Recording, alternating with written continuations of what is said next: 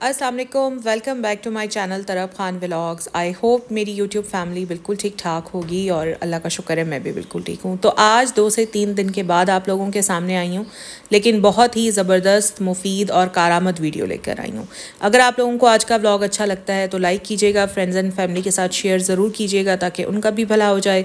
और चैनल पर first time आए हैं तो प्लीज़ सब्सक्राइब भी ज़रूर कर लीजिएगा। आज के व्लॉग में मैं आपको बता रही हूँ कि किस तरह आराम से मज़े से आप लोग अपने वॉशरूम की टाइल्स एकदम नई, चमकदार और जर्म फ्री कैसे बना सकते हैं।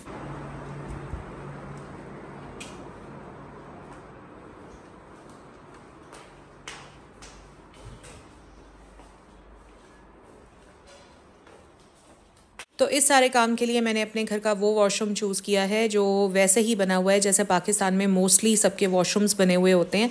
मेरे घर में यही एक वाहिद वॉशरूम है जो इस तरह से सिंपल बना हुआ है, वरना बाकी जितने भी वॉशरूम्स हैं वो सारे ज़रा मॉडर्न तरीके पर बने हुए हैं।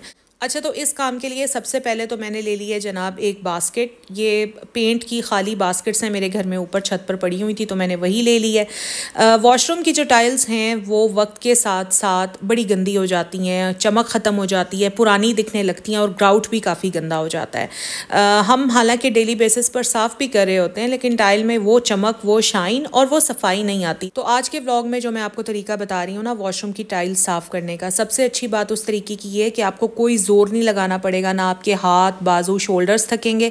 बिल्कुल आराम से आपका काम हो जाएगा, आपका वॉशरूम जर्म फ्री हो जाएगा, टाइल्स बिल्कुल साफ सुथरी चमकदार हो जाएंगी, ग्राउट भी साफ हो जाएगा।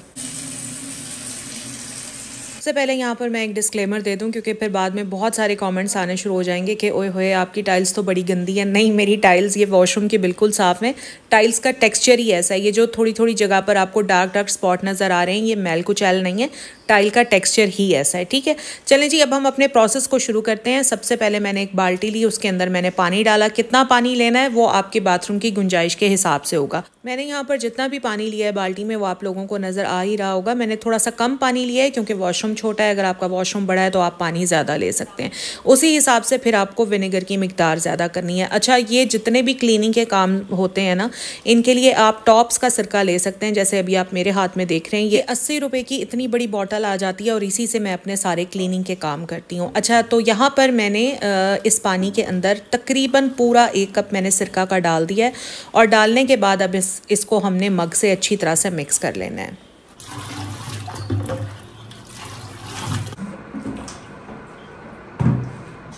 अब इस सिरके मिले पानी को हमने पूरे फ्लोर पर अच्छी तरह से डाल देना है। जाहिर है वॉशरूम में ड्रेन होल्स भी होते हैं, वहाँ से पानी निकल भी जाएगा, बट फ़िक्र नहीं करनी, आपने अच्छी तरह से अपने फ्लोर को गीला करना है।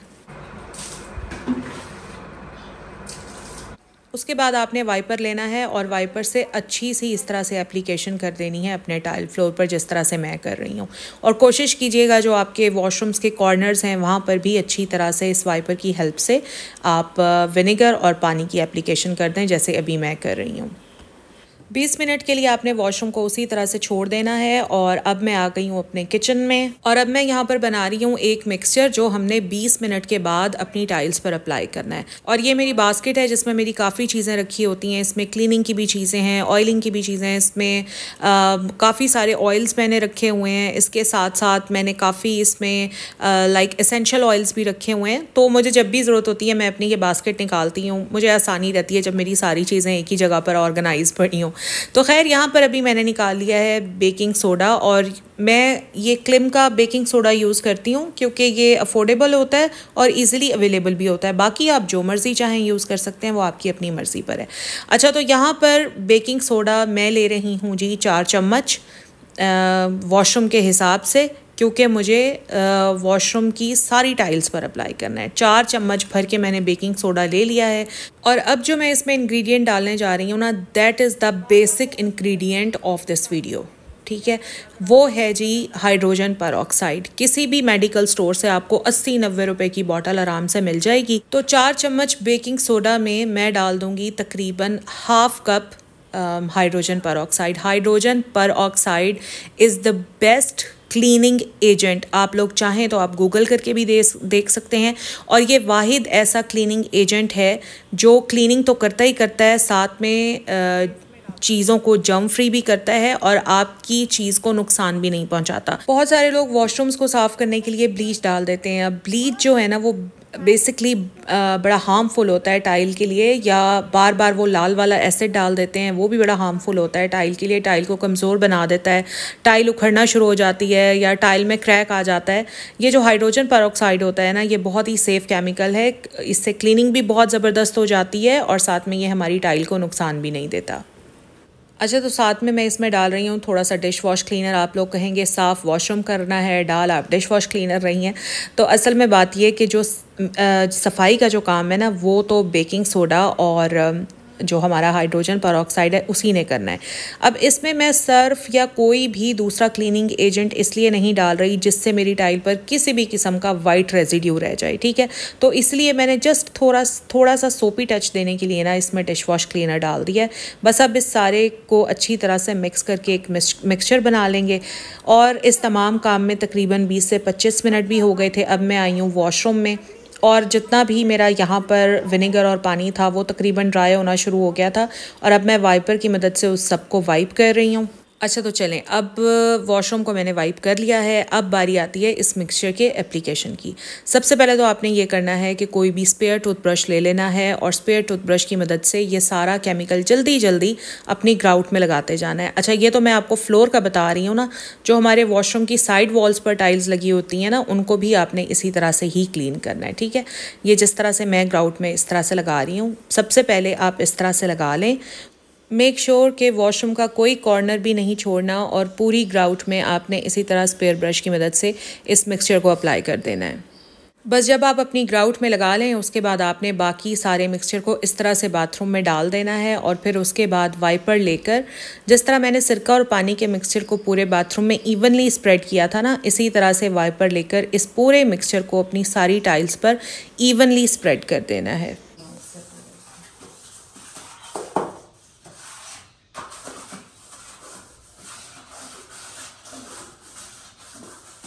मेक श्योर करना है कि हर जगह पर इस मिक्सचर को इवनली स्प्रेड कर देना है। कमोड के पीछे, सिंक के नीचे, ड्रेन होल्स पर, ड्रेन होल्स के आसपास, दरवाजे के पीछे, हर जगह इस मिक्सचर को अच्छी तरह से स्प्रेड कर देना है, और स्प्रेड करने के बाद आधे घंटे के लिए छोड़ देना है।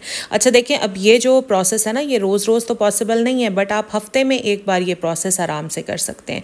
कोई भी एक दिन आप फिक्स कर लें, सैटरडे संडे या जब भी आपको फिजिबल है वो फिक्स कर लें, और हफ्ते में एक दिन आपने ये प्रोसेस अपने वॉशरूम में ज़रूर करना है। आप लोग देखिएगा, आपके वॉशरूम्स और आपकी टाइल्स जगमगा उठेंगी, आपके वॉशरूम जर्म फ्री भी रहेंगे। और यकीन करें कि इसमें आपका कोई प्रेशर नहीं लगना, कोई आपको प्रेशर लगा कर वॉशरूम को साफ़ नहीं करना। सिर्फ ये है कि हाँ, केमिकल्स डालने के बाद हमें थोड़ा सा टाइम तो देना पड़ता है ताकि वो केमिकल्स अपना काम कर सकें, अपनी एफिकेसी शो कर सकें।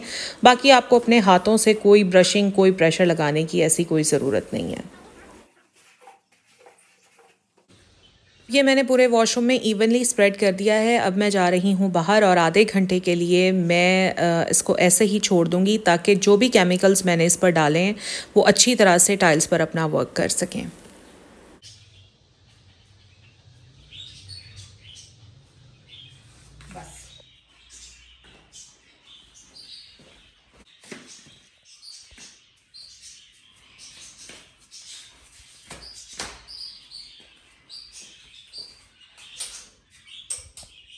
आज मैंने बनाना था करेले कीमा, तो आधा घंटा मैंने वॉशरूम को छोड़ दिया और इतने में करेले बनाने चली गई थी। आधे घंटे बाद अभी मैं वापस आई हूँ, तो जो मिक्सचर मैंने स्प्रेड किया था ना, वो ड्राई होना शुरू हो गया था। तो कोई बात नहीं, अब हम इसको थोड़ा सा गीला करेंगे। यहाँ पर मैंने ले लिया है शावर।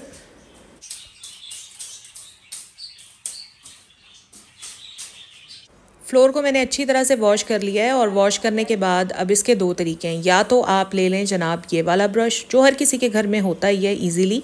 तो ये ब्रश लेकर आपने इसकी मदद से अपने पूरे फ्लोर को अच्छी तरह रब कर लेना है, जो कि मुझे लगता है काफ़ी मुश्किल काम है। लेकिन केमिकल लगाने के बाद हमें इसको ब्रश से रब तो करना ही करना है ताकि मैल अच्छी तरह से साफ़ हो सके।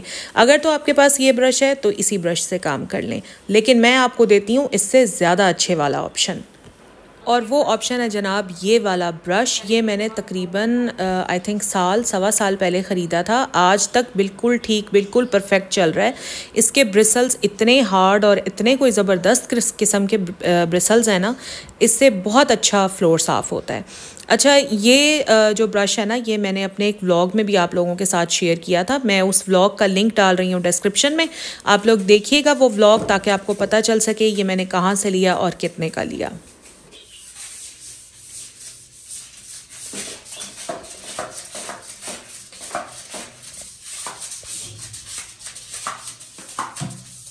इस ब्रश से सफाई बहुत अच्छी हो जाती है। सबसे अच्छी बात यह है बैठना नहीं पड़ता, खड़े खड़े हम आराम से ब्रशिंग कर लेते हैं, कोई प्रेशर नहीं लगता, हाथों में, शोल्डर्स में, बाजों में कोई दर्द नहीं होता, आराम से सारी ब्रशिंग हो जाती है। और ख़ास तौर पर जो हमारे वॉशरूम के कॉर्नर्स हैं ना, इसका साइज़ कुछ इस तरह से उन्होंने बनाया है कि ये ब्रश उन कॉर्नर्स में भी आराम से चला जाता है।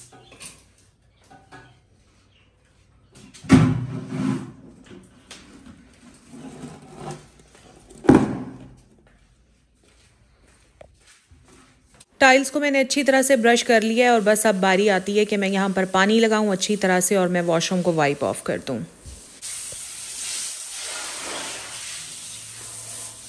तो पानी लगाने के बाद मैंने वॉशरूम को अच्छी तरह से वाइप ऑफ कर दिया है और कोशिश कर रही हूँ कि जल्दी जल्दी बस ये ड्राई हो जाए। साथ में मैंने एग्जॉस्ट फैन भी ऑन कर दिया है, बट इसकी असल कंडीशन अभी आपको देखने को पता नहीं चलेगी क्योंकि अभी टाइल्स गीली हैं। ज़रा टाइल्स ड्राई हो जाएं फिर आपको इस जो केमिकल मैंने इसमें डाला था उसका सही असर नज़र आएगा। और ये देखें जी, वॉशरूम हो चुका है बिल्कुल ड्राई, टाइल्स भी बिल्कुल ड्राई हो चुकी हैं। और देखें वॉशरूम कितना साफ़ सुथरा, मतलब देखकर ही इतना रिलीफ, इतना सुकून मिलता है ना यार, बस क्या बताऊं। आप लोग ज़रूर इस तरीके से अपने वॉशरूम्स को साफ़ करें। और साथ के साथ आपको एक बात बताऊं, ये जो हाइड्रोजन पेरोक्साइड बेकिंग सोडा का जो मिक्सचर है ना, ये आप अपने टॉयलेट में, आप अपने सिंक में डालकर इनको भी साथ ही क्लीन कर लें, ठीक है। ये सिर्फ आप फ्लोर पर नहीं बल्कि आप अपने कमोड में, अपनी फ्लश सीट पर, या आप अपने सिंक में भी डालकर और पूरे वॉशरूम को अच्छी तरह से इसी तरह से साफ़ कर लें। हाइड्रोजन पेरोक्साइड ज़बरदस्त क्लीनिंग एजेंट है, ये सारे जर्म्स को भी किल कर देता है और सफाई भी बहुत अच्छी कर देता है।